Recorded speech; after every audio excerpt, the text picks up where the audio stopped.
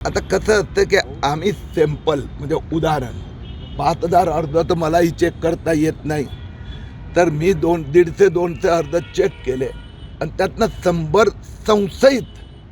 कारण की मी ज्यावेळी आपण तक्रार करतो त्यावेळी तर पोलीस संशयित लिहितात, त्यांचा तपासात FIR दाखल झाला आणि आज माझं ऑफिशियल स्टेटमेंट केलं.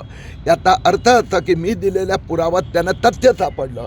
आता सगळ्यात मोठं तथ्य की नायब तहसीलदारने बेकायदेशीरित्या आदेश दिलेत, मालेगावनी रद्द केले. आता जिल्हाधिकारी कार्यालय धावत आलं आणि मला म्हणतं आम्ही पण हे रद्द करू. म्हणजे याचा अर्थ तर या फ्रॉडमध्ये जिल्हाधिकारी स्वतः सामील होते, हाच त्याचा अर्थ होतो. किरीट समूहाच्या दबावाखाली येऊन प्रशासन गुन्हे दाखल करतात असा विरोधकांचा आरोप आहे. या विरोधात आम्ही कोर्टात जाऊ अशी भूमिका घेतली. आपल्याला माहीत असेल मालेगावमध्ये सगळ्या ठिकाणी ते जाऊन आले.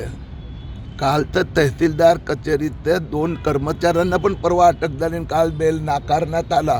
तिथे तर वकील जेलमध्ये, एजंट जेलमध्ये, अर्जदार जेलमध्ये, नायब तहसीलदार फरार आणि तहसीलदार कार्यालयातले कर्मचारी जेलमध्ये.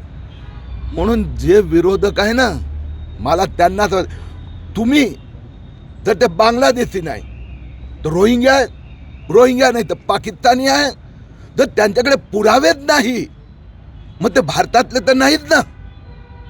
मग अशा लोकांचं संरक्षण करणार वोट बँकसाठी, वोट जिहादसाठी.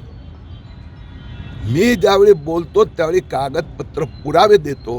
महाराष्ट्रात 29 ठिकाणी FIR झाले आहेत, 29 ठिकाणी.